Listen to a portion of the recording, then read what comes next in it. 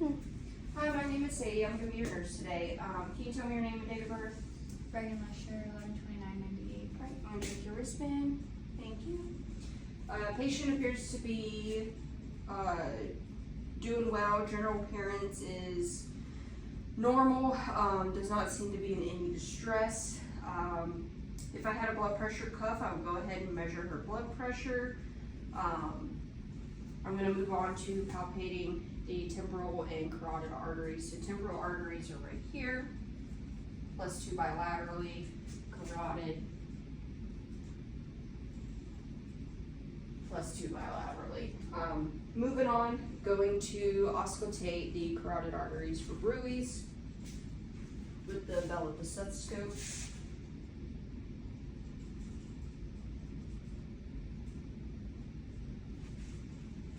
No bruits auscultated.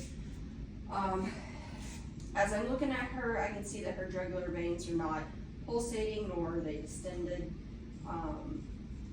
Moving on, I'm going to inspect her upper and lower extremities. The color looks to be normal in the uppers and lowers. The skin looks even toned, hair distribution normal. Checking for skin turgor. Returns quickly. Capillary refill, less than 3 seconds. Also less than 3 seconds. Skin's normal temperature. At this time, I would also check her capillary refill of her lower extremities. Now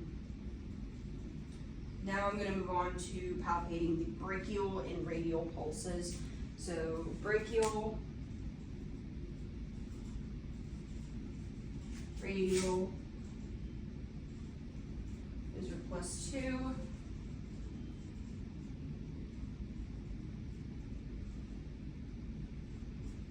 All +2.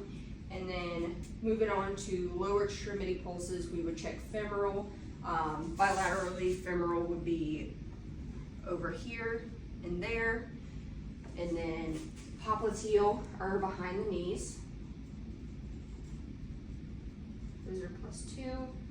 Posterior tibial, just around the ankles. Okay. Those are +2. And then dorsalis pedis, if she had her shoes off, would be on the top of the foot right there.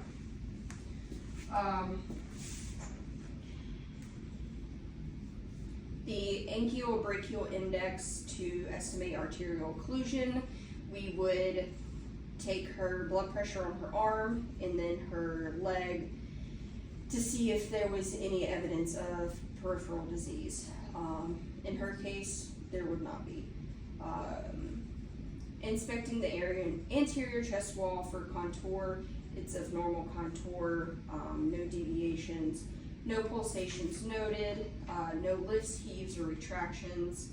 And then I'm going to listen to her heart sounds for S1, S2, with the regular part of the stethoscope as well as the bell of the stethoscope.